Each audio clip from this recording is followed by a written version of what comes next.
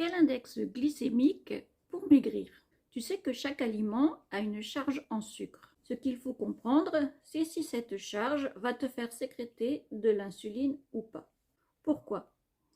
L'insuline a deux fonctions. La première, c'est une clé qui ouvre toutes les cellules de ton corps et y fait entrer le sucre présent dans le sang pour les nourrir. La deuxième, l'insuline va stocker le sucre qui n'a pas été utilisé par les cellules dans des cellules graisseuses qu'on appelle les adipocytes. Donc le sucre est toujours stocké sous forme de graisse. Mais avant d'aller plus loin, je t'invite à liker cette vidéo et à t'abonner à mon compte en cliquant sur le petit plus à droite de la vidéo pour recevoir chaque jour des conseils pour perdre rapidement du poids. Aujourd'hui, cela n'a plus de sens de parler de sucre lent et de sucre rapide. C'est la notion d'index glycémique qui est importante. Un index glycémique, qu'est-ce que c'est?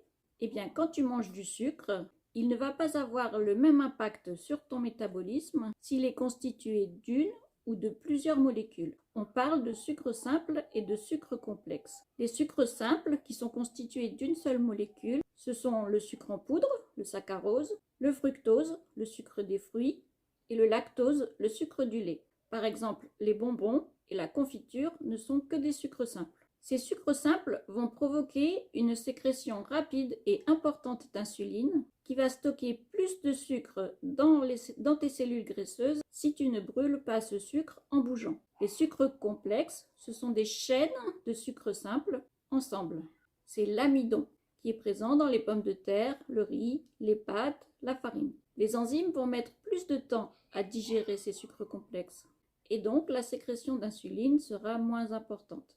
C'est pour cela que l'on parle de sucre lent. Le problème, c'est que la cuisson change la donne. Si tu cuis trop les pâtes, l'amidon va commencer à être découpé par la cuisson. Et du coup, c'est comme si tu mangeais du sucre pur. C'est là que la notion d'index glycémique intervient.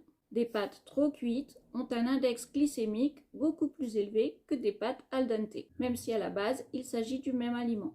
La santé et la nutrition, c'est un peu compliqué. Il faut que tu y consacres du temps pour bien comprendre. Si tu veux connaître la méthode que j'ai suivie pour perdre 10 kg en 2 mois grâce à un rééquilibrage alimentaire et à des compléments alimentaires de haute qualité, clique sur la photo à droite de la vidéo.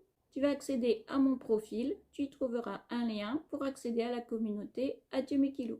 C'est gratuit et tu y trouveras plein de conseils pour perdre du poids. Tu peux aussi écrire kilo en commentaire.